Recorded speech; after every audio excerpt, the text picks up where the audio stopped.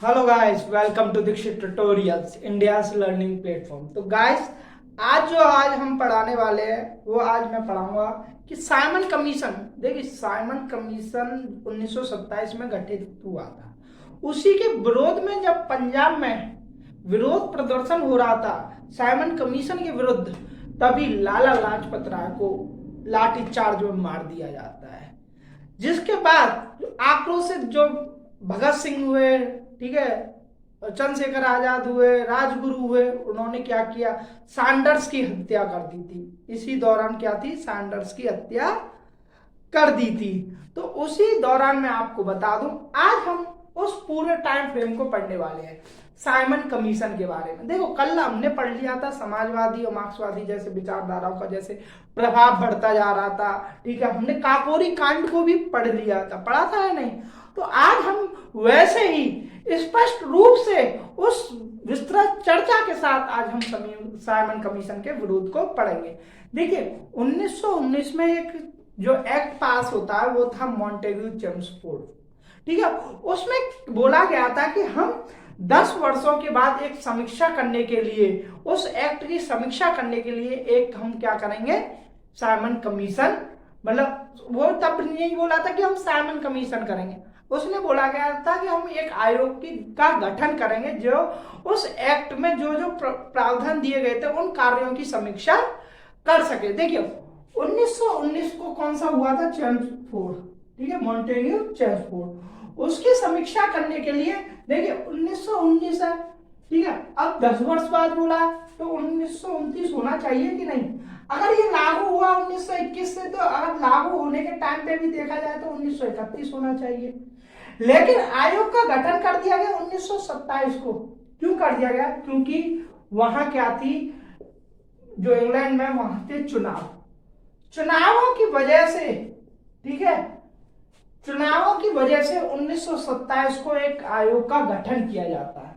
और उस आयोग का गठन किया जाता है, ठीक है। उस आयोग का नाम था, मैं आपको बता दूं कौन था, भारतीय विधिक आयोग।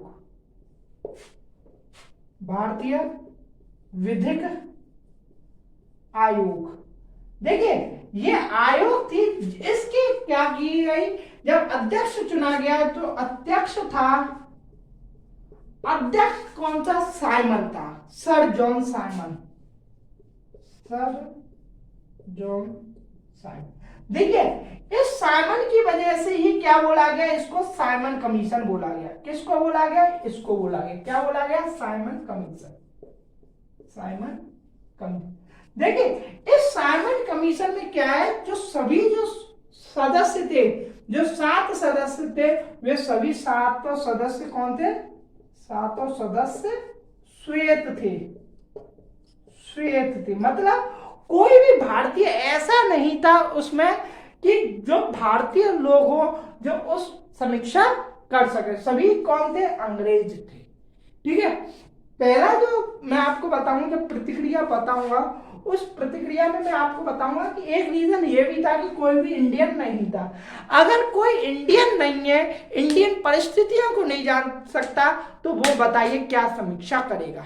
क्या वो कर सकता है? क्या वो उन परिस्थितियों से वाकिफ है? नहीं ना। तो क्या था, इसी वजह से क्या किया, एक विरोध प्रदर्शन किया गया था, ठीक है। क्योंकि उसमें कोई भी भारतीय नहीं था, भारतीय परिस्थितियों से कोई भी उल्लेख नहीं रखता था। तो क्या वो ऐसे लोगों समीक्षा करने के लायक है? कतई नहीं है, ठीक है। तो आज हम उसी बारे में पढ़ने वाले हैं। देखिए, 1930 में मैं आपको पूरा अभी बता देता हूं। 1930 में क्या है, जब साइमन कमीशन आया, ठीक है, 1927 में, तो 1930 में इन्होंने क्या किया, सुझाव दिए, ठीक है। 1930 में साइमन कमीशन ने सुझाव दिए।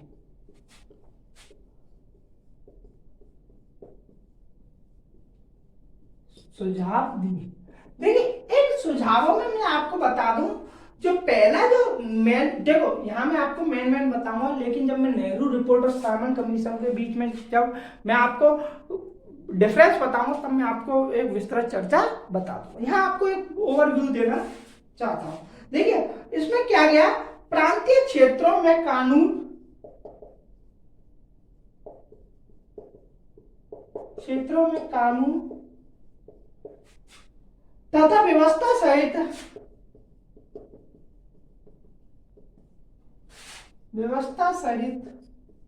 सभी क्षेत्रों में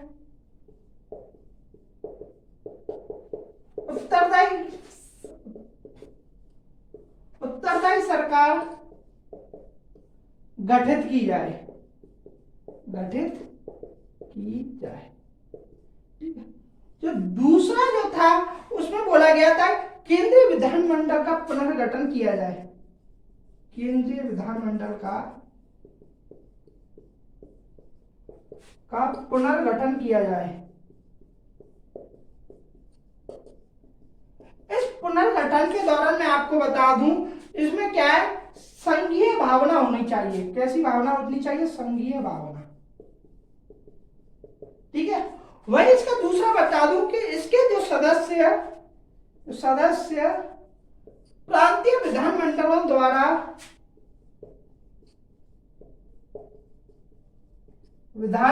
द्वारा अप्रत्यक्ष तरीके से चुने जाए।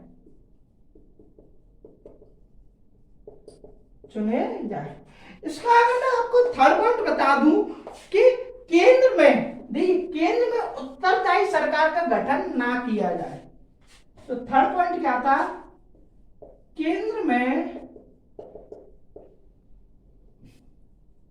उत्तरदायी सरकार का गठन ना किया जाए। अब बताइए, इसका ड्रॉबैक आपको पता ही चल गया।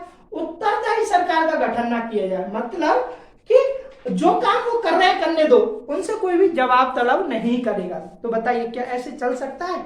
या ऐसा देश कभी ऐसे चल सकता है कि अगर उस सरकार को, विपक्ष को ही ना खड़ा किया जाए? देखो, उत्तरदायी सरकार जब होती है जब सामने कोई विपक्ष होता है, ताकि विपक्ष क्या है कि उससे सवाल जवाब कर सके। ठीक है। क्या यहाँ कोई था? है नहीं विपक्ष। विपक्ष क्या था? खत्म कर दिया गया था क्योंकि उसमें बोल दिया गया था कि उत्तरदायी सरकार का गठन ना किया जाए। अब देखिए, साइमन कमीशन को लेके क्या होती है कांग्रेस की प्रतिक्रिया थी। मैं उस प्रतिक्रिया को बता देता हूं। देखिए, कांग्रेस की प्रतिक्रिया में बता दूं कि दिसंबर 1960, यहां लिख देता हूं, कांग्रेस की प्रतिक्रिया। ठीक है। दिसंबर 1960 में क्या होता है? मद्रास में अधिवेशन होता है। कहां होता है? जब दिसंबर 1927 में मद्रास में वार्षिक अधिवेशन।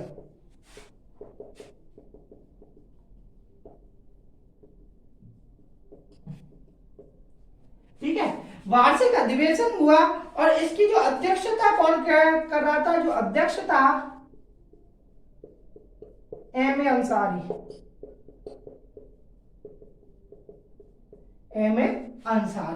तो इन्होंने क्या किया? इन्होंने जो बोला प्रत्येक स्तर पर प्रत्येक स्वरूप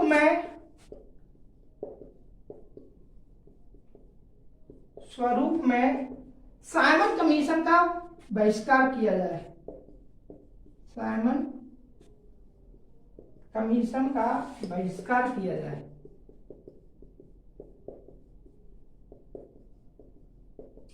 साइमन कमीशन का बहिष्कार किया जाए। और इस दौरान इन्होंने क्या किया? कुछ ऐसी पार्टी थी इनका समर्थन प्राप्त हुआ, जैसे किसान मजदूर party,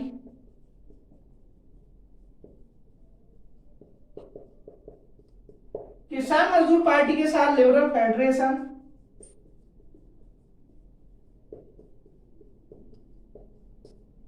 liberal federation, Hindu Mahasabha तथा मुस्लिम लीग। देखो, कांग्रेस ने ही इसका बहिष्कार नहीं किया। इसमें जो बहिष्कार किया वो कांग्रेस मजदूर पार्टी ने भी किया, किसान मजदूर पार्टी, वहीं लिबरल फेडरेशन, हिंदू महासभा और मुस्लिम लीग ने इसका बहिष्कार करने का जो समर्थन दिया कांग्रेस का, वो दिया। लेकिन कुछ ऐसे भी पार्टी भी थी जिन्होंने इस बहिष्कार को क्या किया? मना किया कि हम साइमन कमीशन का बहिष्कार नहीं करेंगे। और उनमें जो पार्टी थी, जैसे पंजाब में संविधान, पंजाब में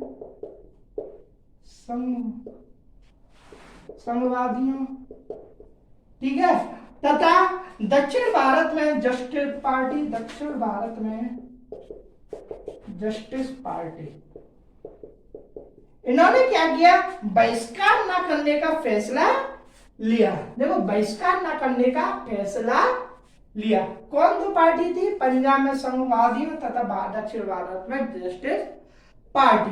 देखिए, अब आता है कौन, सैंडर्स की हत्या। मैं आपको बता दूं, क्योंकि कांग्रेस क्या है कि आपको पता है बहिष्कार करने के लिए क्या किया, विरोध प्रदर्शन कर रही थी, ठीक है। उस विरोध प्रदर्शन में क्या किया, पंजाब में लाठी चार्ज करवा देता है सैंडर्स, ठीक है। उस लाठी चार्ज में क्या होता है, लाला लाजपत राय की मृत्यु हो जाती है। लाला लाजपत राय जो उस विरोध प्रदर्शन का नेतृत्व करता था, लाला लाजपत राय, उसकी हत्या कर दी जाती है। अब मैं आपको यहां बता दूं, सैंडर्स की हत्या,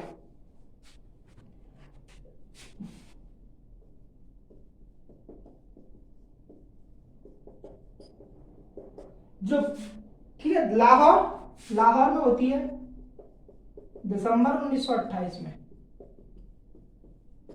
दिसंबर 1928। मैं आपको बता दूं, 15 नवंबर 1928 में शेर ए पंजाब, कौन क्या बोला जाता था, शेर ए पंजाब, किसको, लाला लाजपत राय, लाला लाजपत राय की लाठी चार्ज में मृत्यु हो जाती है। लाठी चार्ज में मृत्यु, ठीक है, लाठी चार्ज में क्या हो जाती है, मृत्यु हो जाती है। और जो मृत्यु होती है, मैं आपको बता दूं, जो विरोध प्रदर्शन होता है वो क्यों होता है, क्योंकि साइमन कमीशन के लिए, साइमन कमीशन जो कि भारत दौरे पर निकला था। तो साइमन कमीशन, मैं यहां लिख देता हूं, साइमन कमीशन के भारत दौरे के विरोध करने हेतु प्रदर्शन आयोजित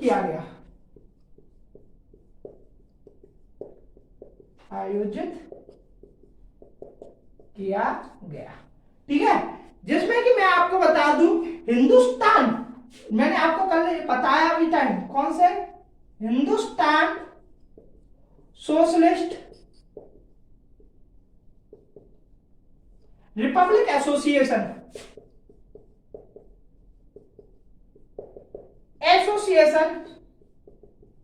के जो 3 सदस्य थे, उन 3 सदस्यों के नाम मैं बता दूं, जो भगत सिंह,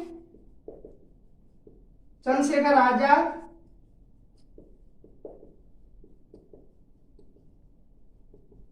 वही तीसरा नाम था, वो नाम था कौन, राजगुरु, ठीक है, कौन था, राजगुरु। इन्होंने क्या किया, 17 दिसंबर 1928 को सैंडर्स की हत्या कर दी। क्यों कर दी सैंडर्स की हत्या, क्योंकि इस सैंडर्स ने ही लाठी चार्ज करने का क्या दिया था, आदेश दिया था। तो जो इन लोगों ने क्या किया, सैंडर्स को मुख्य आरोपी माना और उन्होंने सैंडर्स की हत्या कर दी, ठीक है। अब मैं आपको बता दूं एक नेहरू रिपोर्ट के बारे में। नेहरू रिपोर्ट बेहद चर्चा में रहती है। देखो, नेहरू रिपोर्ट के पीछे का जो मैं आपको बता दूं, जो 1928 में जो तत्कालीन जो सचिव था, उस सचिव का नाम था बिरकर, देखो यहां लिख देता हूं, 1928 को तत्कालीन सचिव, 28 में तत्कालीन सचिव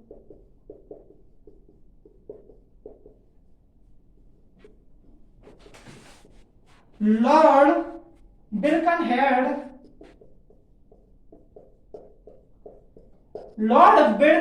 ने भारतीयों को ऐसे संविधान निर्माण के लिए चुनौती दी जो सभी समुदायों को क्या हुआ, जो सभी समुदाय उस पर सहमति दर्ज कर सके। तो बिरकनहेड ने भारतीय संविधान निर्माण हेतु चुनौती दी, जो समस्त समुदायों को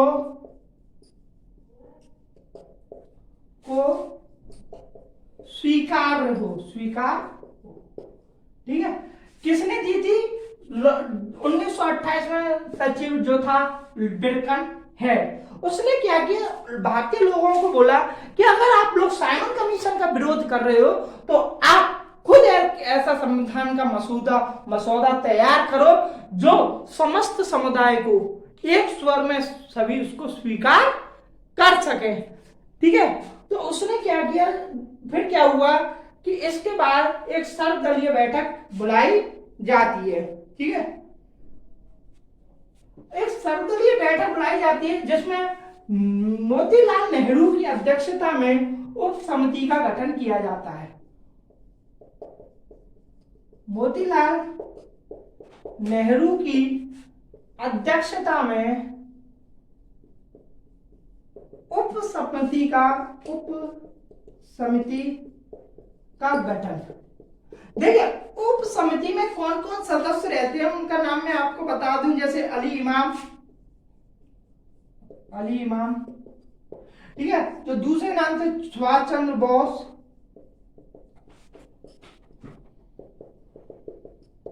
जो तीसरे जो नाम थे वो कौन थे, MS एनी, जो चौथे नाम थे कौन थे, मंगल सिंह, तो पांचवें नाम थे कौन थे, शोएब कुरैशी,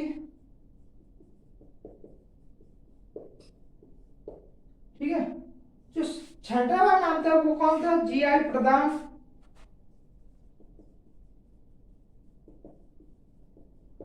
जो एक और नाम था वो कौन था, तेज बहादुर। देखो, अध्यक्ष कौन था, मोतीलाल नेहरू, लेकिन उसके सदस्य कौन थे, अली इमाम, Subhash Chandra Bose, MS any, Mangal Singh, Shoaib Qureshi, GI प्रधान और तेज बहादुर। और इस समिति ने क्या किया, इस उप समिति ने क्या किया, अगस्त 1928 में अपनी रिपोर्ट पेश कर दी। कब करी, मैं यहां लिख देता हूं, अगस्त 1928 को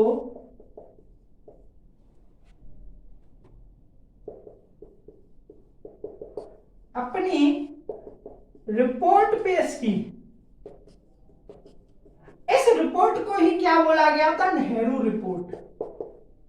अब आपको समझ में आ गया होगा नेहरू रिपोर्ट क्यों बोला, क्योंकि इसके अध्यक्ष मोतीलाल नेहरू थे। उस मोतीलाल नेहरू के नाम पर ही इसको क्या बोला, नेहरू रिपोर्ट बोला गया था। उस नेहरू रिपोर्ट अगस्त 1928 को क्या होती है, प्रकाशित होती है। और रिपोर्ट 1928 को जब पेश होती है तो क्या किया, सबसे पहले कुछ प्रावधान मैं आपको बता दूं नेहरू रिपोर्ट के।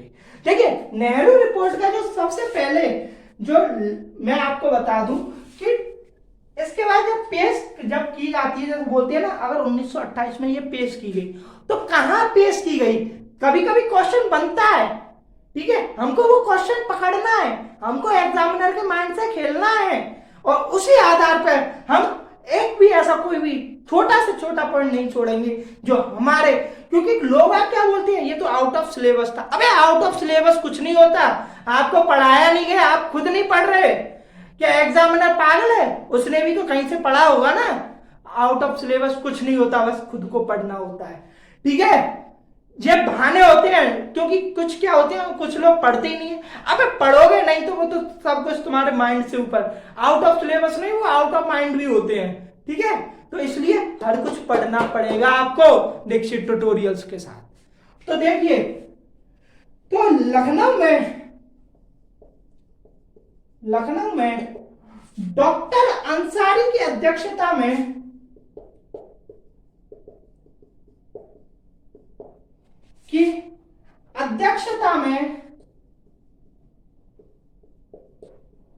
पुनः सर्वदलीय बैठक बुलाई गई। सर्वदलीय बैठक बुलाई गई। देखिए इस सर्वदलीय बैठक में क्या किया कि नेहरू रिपोर्ट को स्वीकार किया गया।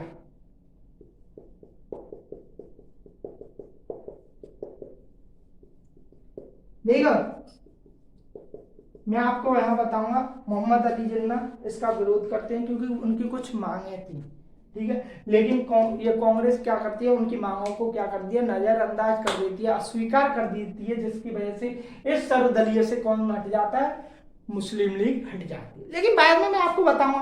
और सुभाष चंद्र बोस, जवाहरलाल नेहरू भी इस रिपोर्ट को क्या करते हैं, खारिज कर देते हैं। क्यों करते हैं खारिज, मैं आपको बताऊंगा, एक एक पॉइंट आपको बताऊंगा, कुछ भी ऐसा पॉइंट नहीं जाने दूंगा जो आपके यहां से बाहर आए, ऐसा मेरा कमिटमेंट है। तो मैं आपको बता दूं, देखो लखनऊ में कब बुलाया गया, सर्वदलीय बैठक बुलाई गई, और उस रिपोर्ट में क्या था मैं आज आपको बता दूं। तो पहले जो रिपोर्ट थी कि भारत को औपनिवेशिक राज स्वराज्य, भारत को औपनिवेशिक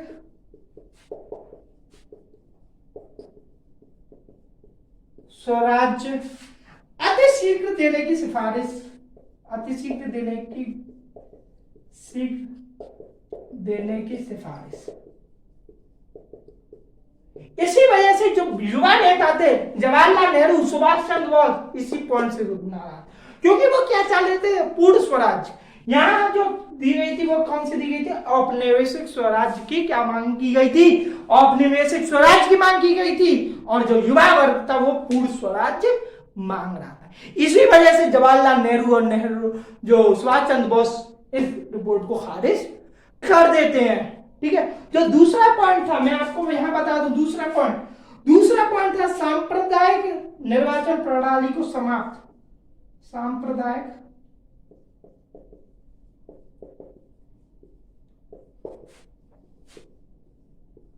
निर्वाचन प्रणाली को समाप्त, ठीक है। अगर आप खुद देखिए, अगर सांप्रदायिक निर्वाचन प्रणाली को समाप्त किया जाता है तो इन्होंने एक पॉइंट भी बोला कि जहां मुसलमान अल्पसंख्यक है, बहुमत में नहीं है, जहां मुसलमान अल्पसंख्यक है वहां उन मुसलमानों की सीट आरक्षित कर दी जाए। एक और पॉइंट लिखिए जल्दी कि मुसलमान जहां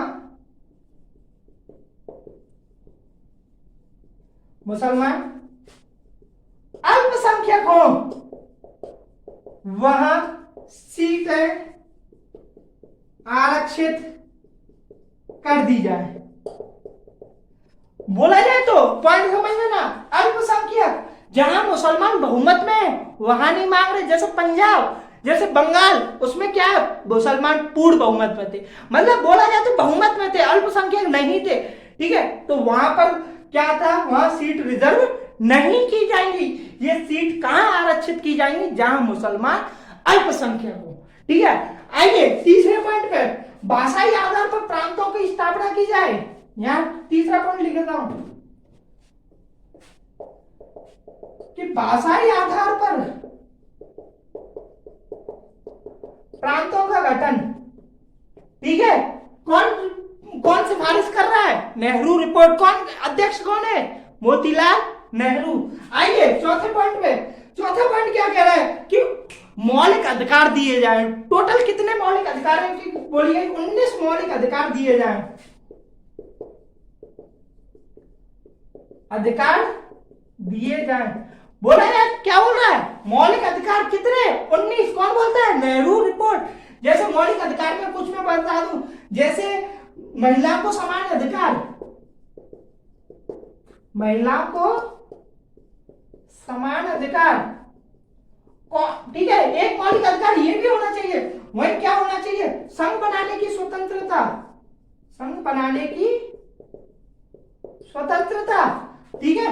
यहां क्या करना, वयस्क मताधिकार, वयस्क मताधिकार, कौन बोल रहा है, ये इत्यादि, ठीक है। ऐसे निम्न रूप से 19 मौलिक अधिकार देने की क्या की गई थी, सिफारिश की गई थी कि हमें 19 मौलिक अधिकार दिए जाएं, ताकि एक भारत जो एक इंसान है, क्या है, एक नेचुरल फंडामेंटल राइट्स होते हैं, क्योंकि अंग्रेजों ने क्या किया था, उनके नेचुरल फंडामेंटल राइट्स का भी हनन कर दिया था। ठीक है, मुझे कोई आपत्ति नहीं है कहने में, हाँ कर दिया था, कर दिया था, कर दिया था, मैं बोल रहा हूं। ठीक है, और ये बढ़िया क्या गया था कि मौलिक अधिकारों की क्या की गई थी, सिफारिश की गई थी। अब मैं 5वां पॉइंट बताता हूं, केंद्र में, यहां मैं आपको बता दूं एक और 5वां पॉइंट,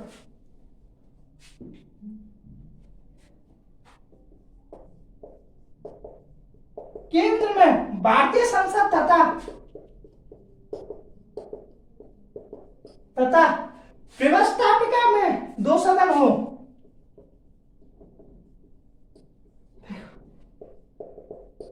अब बात करें भारतीय संसद में 2 सदन हो, ठीक है, कौन कौन से सदन, एक निम्न सदन, एक उच्च सदन, निम्न सदन और एक उच्च सदन। अगर निम्न सदन की बात करें तो इसको क्या बोला जाएगा, हाउस ऑफ रिप्रेजेंटेटिव, क्या बोला जाएगा, हाउस ऑफ रिप्रेजेंटेटिव। ठीक है, टोटल कितनी सीट होंगी, 500 सीट होंगी इसमें। ठीक है, वहीं अगर उच्च सदन की बात कर रहे हैं, उच्च सदन को क्या बोला गया, सीनेट, और इसमें टोटल जो सीट होंगी वो कितनी होंगी, 200 सीट होंगी। ठीक है, ये किसमें बोला गया था, नेहरू रिपोर्ट में सिफारिश की गई थी। अब मैं आपको बता दूं, निम्न सदन का जो कार्यकाल होगा, कार्यकाल 5 वर्ष,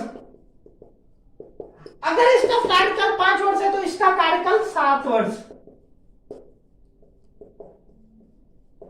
कार्यकाल 7 वर्ष। ठीक है, और देखो यहां मैं और एक अलग लिख देता हूं कि जो भी, जैसे केंद्र में कुछ भी हो रहा है तो केंद्र का जो प्रमुख होगा वो कौन होगा, गवर्नर जनरल।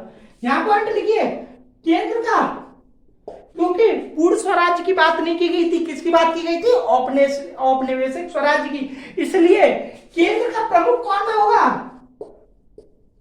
Governor general. और इसकी नियुक्ति कौन करेगा, ब्रिटिश सरकार इसकी नियुक्ति करेगी, क्योंकि मांग किसकी की गई थी, औपनिवेशिक स्वराज्य की। अगर औपनिवेशिक स्वराज्य की बात की गई है तो ब्रिटिश सरकार का हस्तक्षेप उसमें रहेगा, क्योंकि इसी वजह से क्या चाहते थे, जो युवा वर्ग था वो क्या चाहता था, पूर्ण स्वराज, ताकि वो चाहते थे कि कोई भी ब्रिटिश सरकार का कोई भी हस्तक्षेप ना हो। उस हस्तक्षेप से बचने के लिए ही सुभाष चंद्र बोस हुए, जवाहरलाल नेहरू हुए, उन्होंने पूर्ण स्वराज की मांग की थी और इस नेहरू रिपोर्ट को खारिज कर दिया था। ठीक है, और मैं आपको बता दूं, जो ये गवर्नर जनरल है, गवर्नर जनरल केंद्रीय कार्यकारिणी परिषद,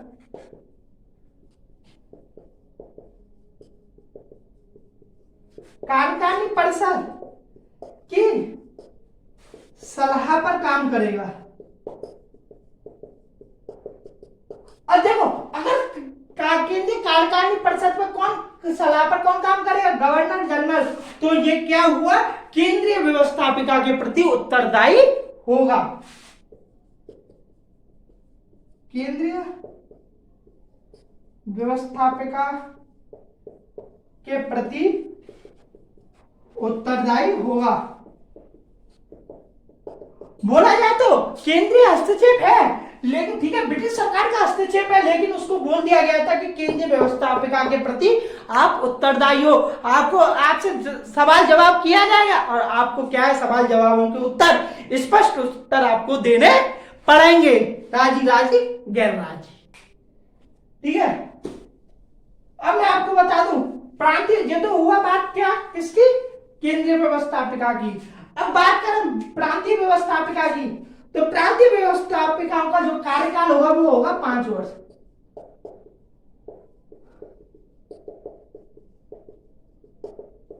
का कार्यकाल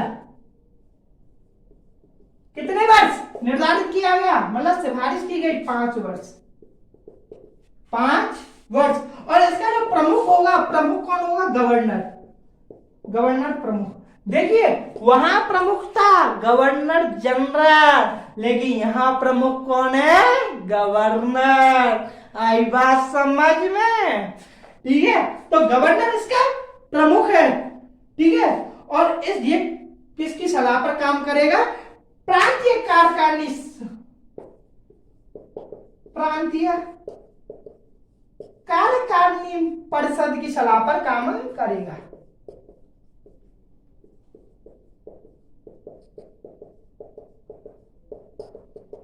आप ब्रिटिश सरकार के एजेंट हो लेकिन आप उत्तरदायी रहोगे, आप प्रांतीय कार्यकारिणी परिषद के उत्तरदायी रहोगे, ठीक है। आपको जवाब देने होंगे, आपको कोई ऐसी स्वतंत्रता नहीं है कि आप अपनी खुली मर्जी से काम कर सको। आप सलाह पर काम करोगे, आप सलाह पर काम करोगे और करना पड़ेगा। किस में बोला गया? ये नेहरू रिपोर्ट में बोला गया था। वही अब मैं आपको जो नेक्स्ट जो प्रावधान था छठवा, मुसलमानों के धार्मिक एवं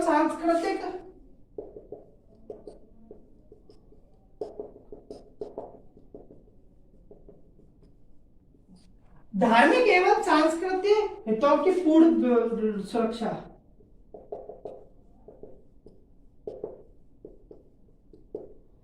ठीक है, जो नेक्स्ट पॉइंट था वो कौन था? पूर्ण धर्म निरपेक्ष राज्य की स्थापना।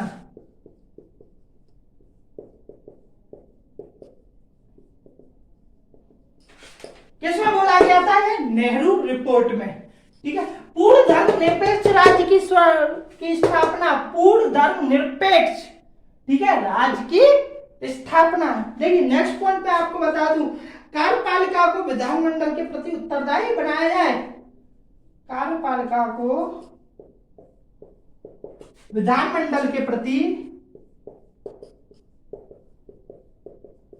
उत्तरदायी बनाया जाए।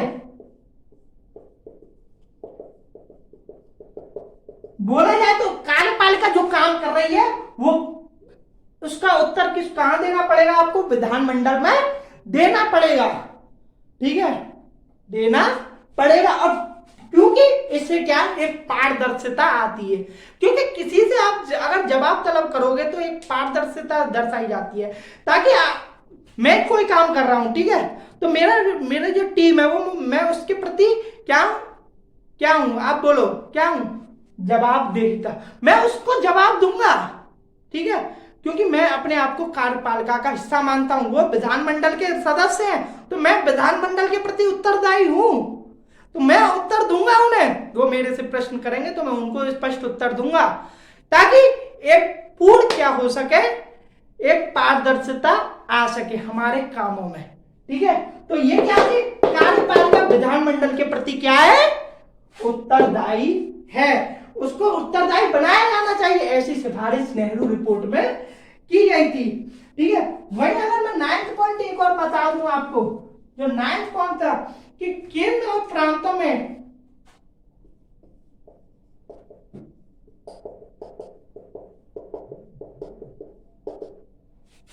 केंद्र एवं प्रांतों में संघीय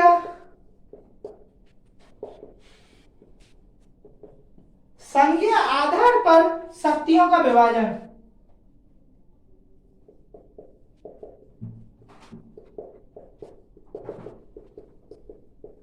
अगर देखिए संघीय आधार पर क्या बोला गया? संघीय आधार पर क्या बोला गया? संघीय आधार पर शक्तियों का विभाजन किया जाए, लेकिन कुछ ऐसी शक्तियां रह जाती हैं कि केंद्र के पास चली गई, कुछ प्रांतों के पास चली गई, लेकिन कुछ शक्तियां ऐसी बच जाती हैं, ना तो वो केंद्र के पास जा पाती है, ना वो केंद्र प्रांत के पास जा पाती है। तो ऐसी शक्तियां उनको क्या बोलते हैं? अपशिष्ट शक्तियां, अवशिष्ट शक्तियां। तो अवशिष्ट शक्तियां किसके पास जाएंगी? केंद्र के पास, केंद्र के पास। तो वही मैं आपको पॉइंट बता दूं, इसमें बोला गया था कि अवशिष्ट शक्तियां केंद्र के पास जाएंगी, लेकिन मोहम्मद अली जिन्ना ने सिफारिश की थी नहीं, अवशिष्ट शक्तियां किसके पास जाएं? प्रांतों के पास जाएं, ठीक है। लेकिन नेहरू रिपोर्ट में यह सिफारिश की गई थी, ठीक है। वही आपको मैं जो नेक्स्ट जो 10th वाला जो पॉइंट है कि सिंध को, मैं यहां लिख देता हूं, सिंध को बंबई से पृथक करके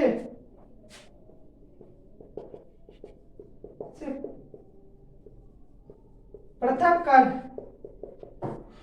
एक पृथक प्रांत बनाया जाए।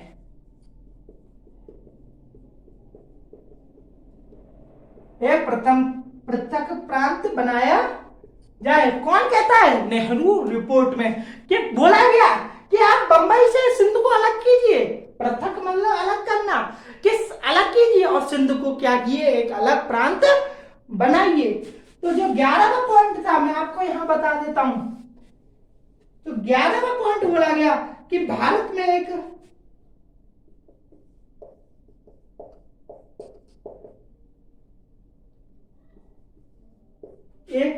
प्रतिरक्षा समिति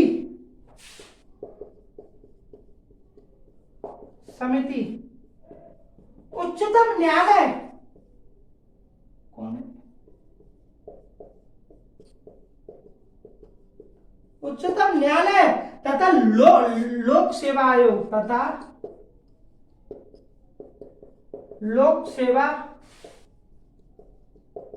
आयोग का गठन किया जाए।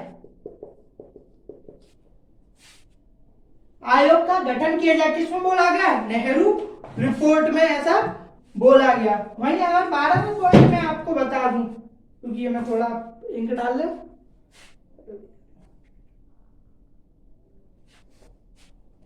ठीक है। ये कब, देखो नेहरू रिपोर्ट में बोला गया कि एक प्रतिरक्षा समिति का स्थापना की जाए, उच्चतम न्यायालय की स्थापना की जाए और लोक सेवा आयोग की स्थापना किया जाए। ठीक है, कब बोला गया, कहां बोला गया? ये नेहरू रिपोर्ट में बोला गया था।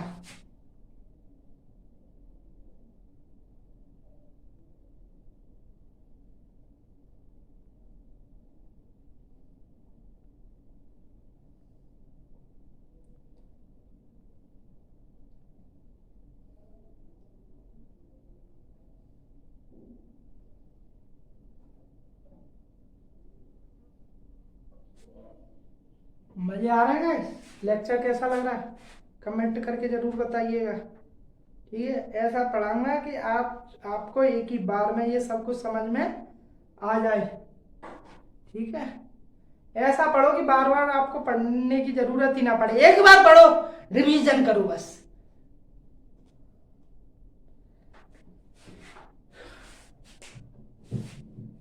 ठीक है, तो प्रतिरक्षा समिति उच्चतम न्यायालय तथा लोक सेवा आयोग का गठन किया जाए।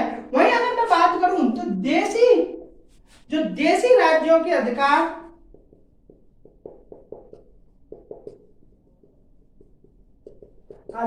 एवं, ठीक है, विशेषाधिकारों को सुनिश्चित किया जाए।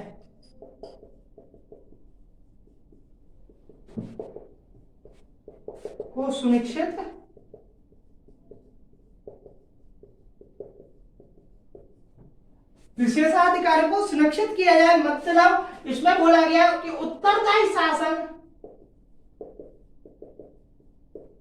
की स्थापना के पश्चात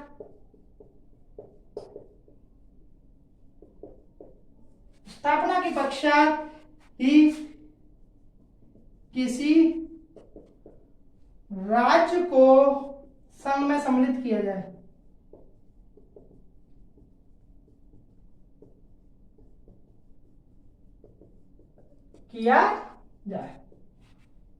ठीक है, ये था 12वां पॉइंट। अगर मैं 13वां पॉइंट आपको यहां बता दूं कि 13वां पॉइंट क्या था, तो लिखिए कि उत्तरी पश्चिमी सीमा प्रांत को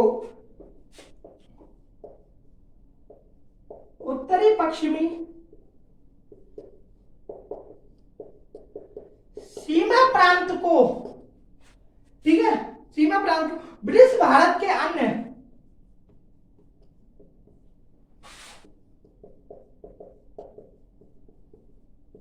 प्रांतों के समान वैधानिक स्तर प्रदान किया जाए।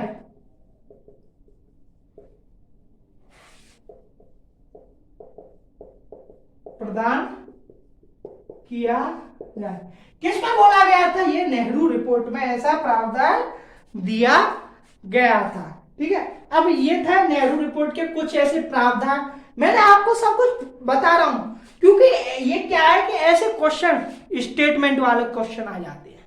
अब फैक्चुअल क्वेश्चन गए जमाने, वनडे एग्जाम में भी मैंने स्टेटमेंट वाले क्वेश्चन देखता आ रहा हूं, तो हमें उस फैक्चुअल के साथ कंसेप्चुअल भी पढ़ना पड़ेगा। मैं आपको फैक्चुअल भी बता रहा हूं, मैं आपको कंसेप्चुअल भी बता रहा हूं।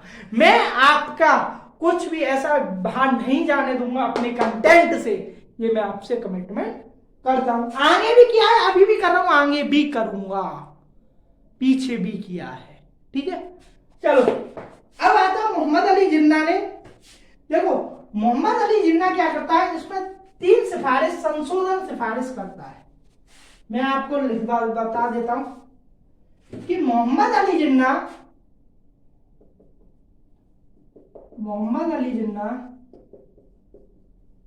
नेहरू रिपोर्ट में 3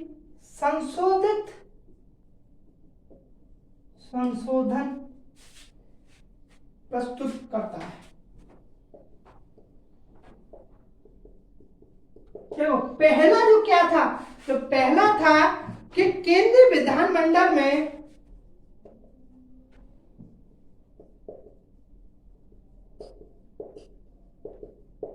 एक बटे 3 स्थान मुसलमानों के लिए आरक्षण, मुसलमानों के लिए आरक्षण।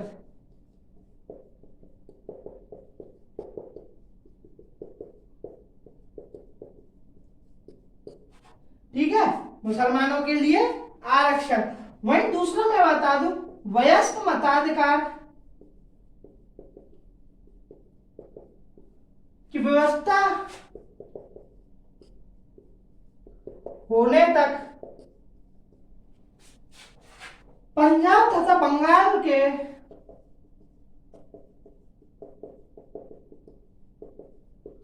विधानमंडलों में जनसंख्या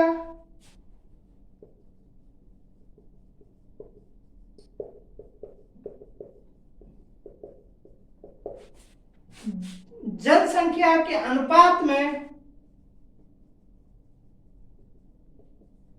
मुसलमानों के लिए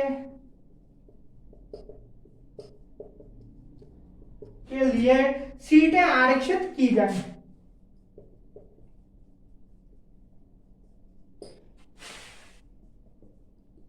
ये लंबा चौड़ा, मैं आपको बता रहा हूं, ये लंबा चौड़ा सिफारिश कौन करता है?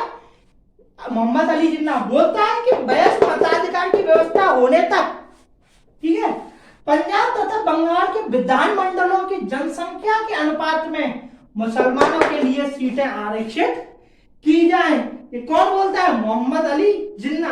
वही तो थर्ड पॉइंट है, जो थर्ड पॉइंट क्या बोलता है कि प्रांतों के लिए अवशिष्ट शक्तियां व्यवस्था की जाए। मैंने क्या बोला था, नेहरू रिपोर्ट में अवशिष्ट शक्तियां किसके पास? केंद्र के पास। मोहम्मद अली जिन्ना क्या बोलता है? नहीं, हम ऐसा नहीं होने देंगे। आप अवशिष्ट शक्तियां किसको प्रदान करो? प्रांतों को प्रदान करो।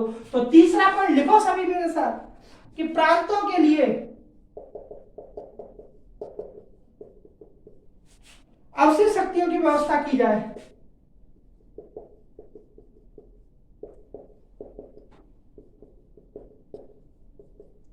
की व्यवस्था कौन बोलता है ऐसा? मोहम्मद अली जिन्ना। तो ये क्या करता है, जिन्ना की क्या बोलता है कि जिन्ना की मांगों को ठुकरा दिया जाता है, ठीक है। और मोहम्मद अली जिन्ना जो था मुस्लिम लीग की तरफ से था, तो क्या किया जाता है, इनकी जो 3 मांगे थी, जो संशोधन इसने प्रस्तुत किए थे, उन मांगों को क्या कर दिया जाता है? ठुकरा दिया जाता है। एवं क्या होता है कि जो सर्वदलीय सम्मेलन होता है, उससे जो मुस्लिम लीग क्या हो जाती है? अलग हो जाती है। तो इसके बाद क्या होता है, मैं यहां लिख देता हूं, ठुकरा दिया जाता है, ठीक है। फिर क्या होता है? सर्वदलीय बैठक से अलग, ठीक है, सर्वदलीय बैठक से अलग, ठीक है। इनकी मांगों को क्या कर दिया जाता है? ठुकरा दिया जाता है। तो लेकिन मोहम्मद अली जिन्ना यही नहीं रुकता है, मोहम्मद अली जिन्ना यही शांत नहीं होता है, मार्च 1929, मार्च 1929 को क्या करता है, 14 सूत्रीय मांगे पेश करता है। मार्च कब करता है, मार्च 1929 को 14 सूत्रीय मांग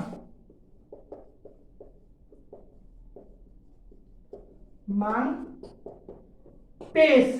देखो अब 14 सूत्रीय मांग, कभी कभी ये क्वेश्चन फैक्चुअल क्वेश्चन, यहां से फैक्चुअल क्वेश्चन बहुत कम बनता है, लेकिन यहां से कंसेप्चुअल क्वेश्चन बनने की प्रबल संभावना है। उस संभावना को हम क्या करना चाहते हैं, खत्म करना चाहते हैं। हम चाहते हैं कि अगर क्वेश्चन आए तो हमसे वो अटेम्प्ट हो, हम उसको स्किप करके ना आगे बढ़े, हम उसको अटेम्प्ट करके आगे बढ़े।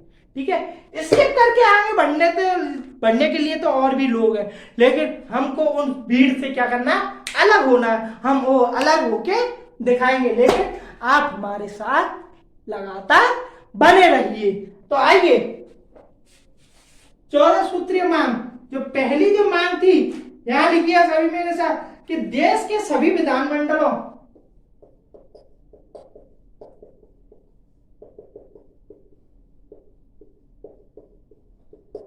देश के सभी विधानमंडलों तथा सभी प्रांतों को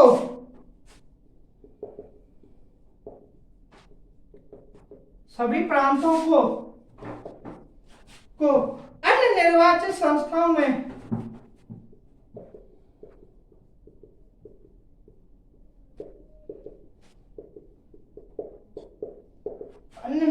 संस्थाओं में अल्पसंख्यकों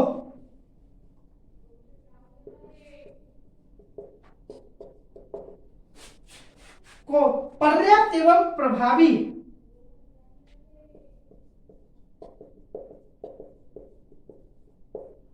नियंत्रण दिया जाए। कौन बोलता है ऐसा? पहला जो 14 सूत्रीय मांगों में जो पहला मांग थी वो ये थी। वही दूसरी मांग देखिए, सभी प्रांतों को समान स्वायत्तता दी जाए, समान स्वायत्तता दी जाए। वही तीसरा पॉइंट लिखिए कि संविधान का भावी स्वरूप संघीय हो, संविधान का भावी स्वरूप संघीय हो। ठीक है, ठीक है। प्रांतों को अवशिष्ट शक्तियां, यहां भी दोबारा बोला गया कि प्रांतों को अवशिष्ट शक्तियां प्रदान की जाए।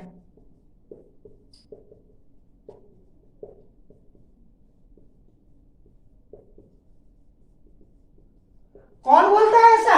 14 सूत्रीय मांग में कौन बोल रहा है ऐसा? मोहम्मद अली जिन्ना। तो चौथा पॉइंट पे आइए, चौथा पॉइंट लिखिए कि सभी संप्रदायों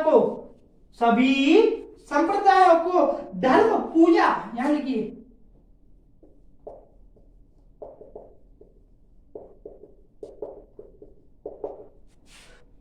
धर्म पूजा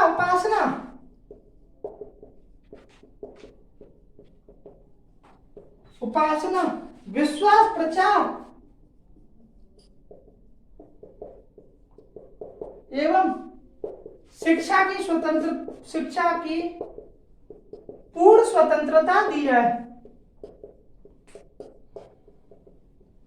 कौन बोलता है ऐसा? 14 सूत्रीय मांगों में कौन बोल रहा है? मोहम्मद अली जिन्ना। तो आइए पांचवा पॉइंट कि भविष्य में किसी प्रदेश के गठन हेतु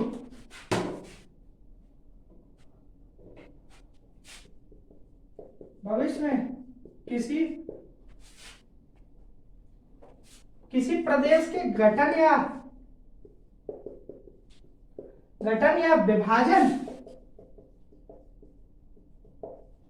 विभाजन में बंगाल, पंजाब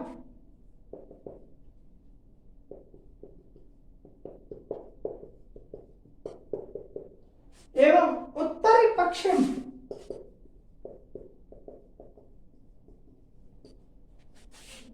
सीमांत प्रांत की अक्षुण्णता का पूर्ण ध्यान रखा जाए। अक्षुण्णता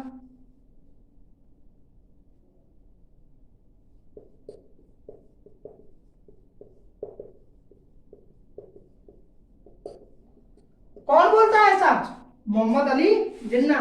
जो 6th पॉइंट था कि सांप्रदायिक समूह,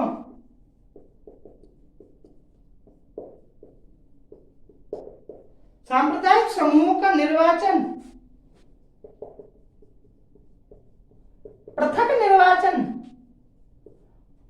निर्वाचन पद्धति से किया जाए।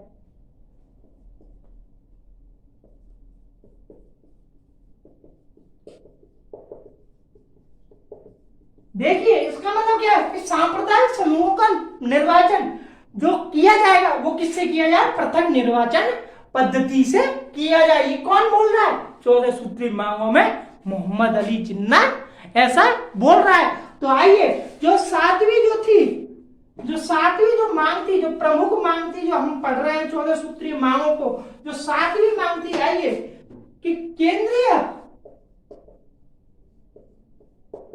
विधानमंडल में मुसलमानों के लिए 1/3 1/3 स्थान आरक्षित किए जाए।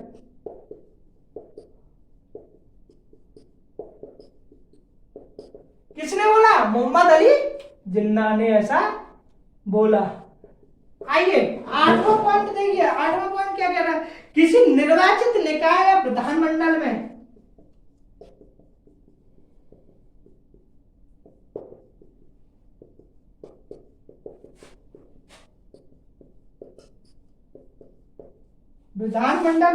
किसी संप्रदाय से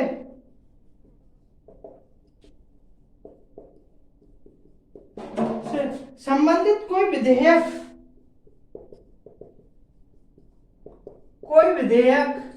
तभी पारित माना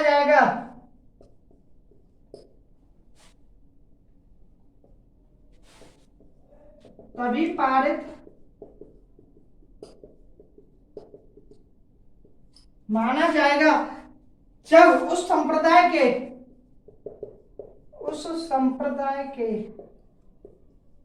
3/4 सदस्य समर्थन करें।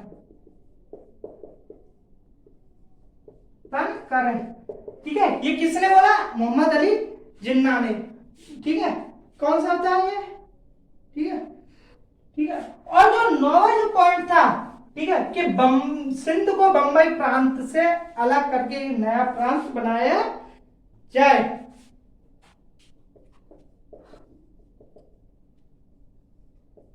सिंध को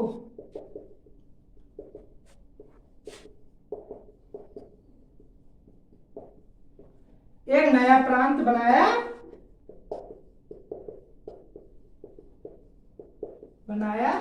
जाए। ठीक है, जो 11वां पॉइंट था कि अन्य प्रांतों की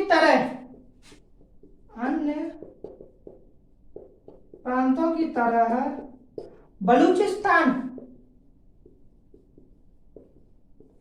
बलूचिस्तान, ठीक है, एवं उत्तरी पश्चिमी सीमा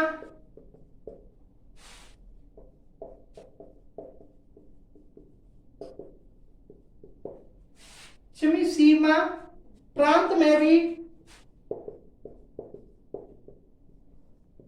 भी सुधार कार्यक्रम प्रारंभ किए जाए।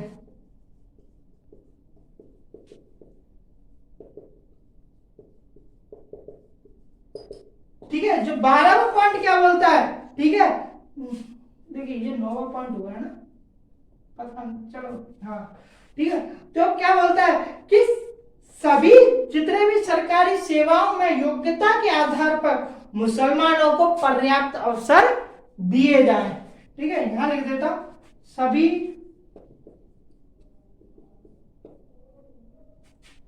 सरकारी सेवाओं में योग्यता के आधार पर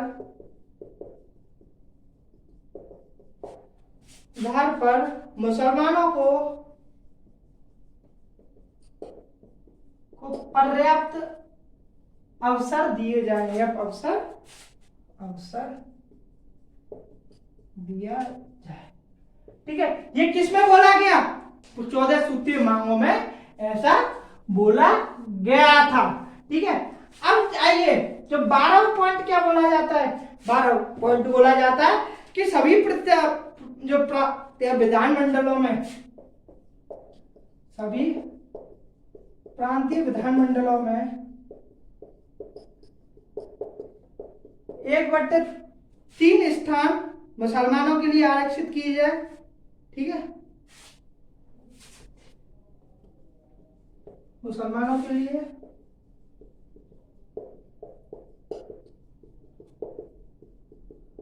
आरक्षित किए जाए। जो 13वां पॉइंट है कि संविधान में मुस्लिम धर्म संस्कृति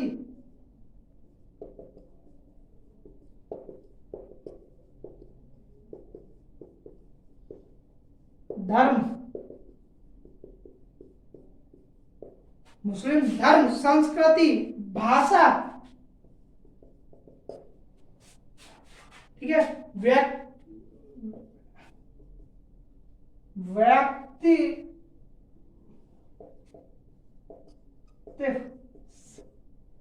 विधि तथा, ठीक है, आवश्यक प्रावधान किए जाएं।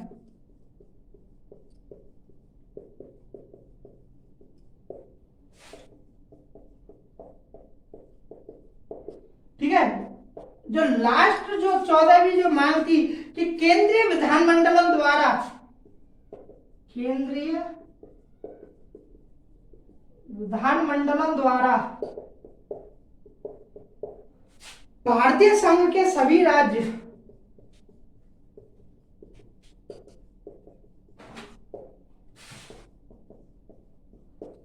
राज्यों की सहमति के बिना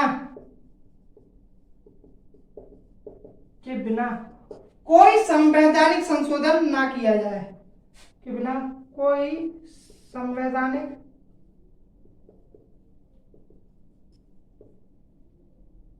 संशोधन ना किया जाए।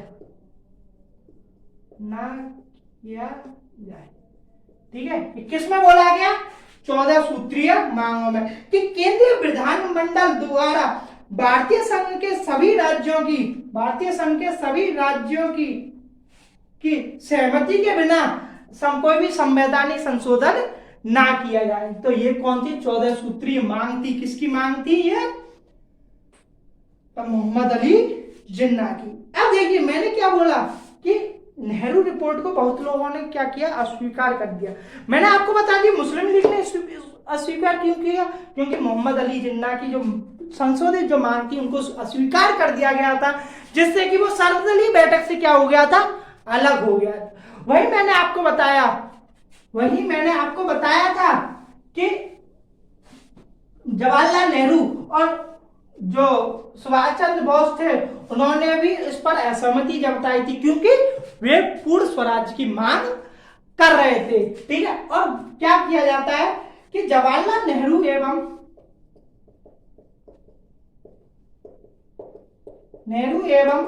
सुभाष चंद्र बोस संयुक्त रूप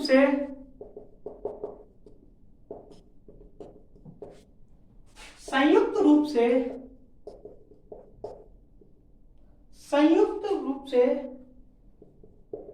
एक लीग की स्थापना करते हैं, भारतीय स्वतंत्रता लीग की स्थापना करते हैं, भारतीय स्वतंत्रता लीग की स्थापना करते हैं।